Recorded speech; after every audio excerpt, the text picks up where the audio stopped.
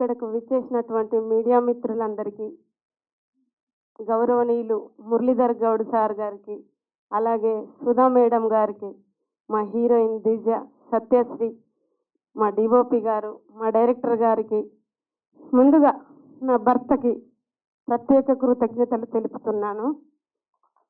నేను ఇక్కడికి రావడానికి నేను ఒక సింగర్గా ఫస్ట్ నన్ను పరిచయం చేసింది, ఈ కళా ప్రపంచానికి పరిచయం చేసింది మా అన్న మానుకోట ప్రసాద్ గారు.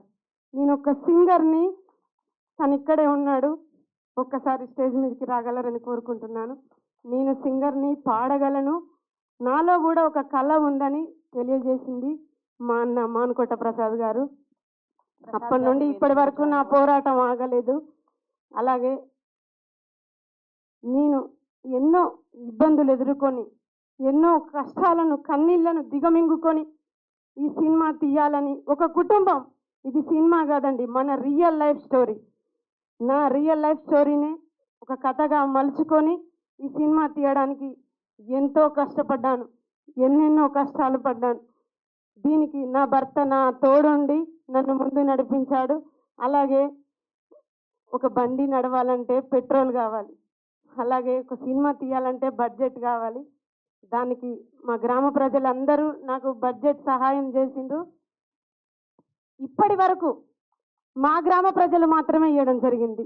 ఫస్ట్ డే నుండి ఇప్పటి వరకు మా గ్రామ ప్రజలే నాకు సపోర్ట్గా నిలిచారు. వాళ్ళు కూడా ఇక్కడికి రావడం జరిగింది.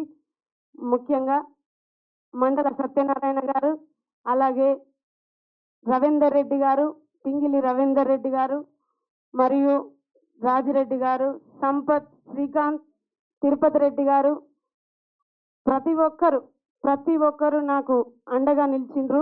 మా ఊరి గ్రామ ప్రజలు, మా ఊరి ఆడబిడ్డ దీవెన ఉంటే ఎప్పుడైనా మనం ముందుంటామని తెలుస్తుంది. అందరూ ఒక్కసారి స్టేజ్ మీదకి రాగలరని నేను కోరుకుంటున్నాను. మా ఊరి గ్రామ ప్రజలు రాగలరు.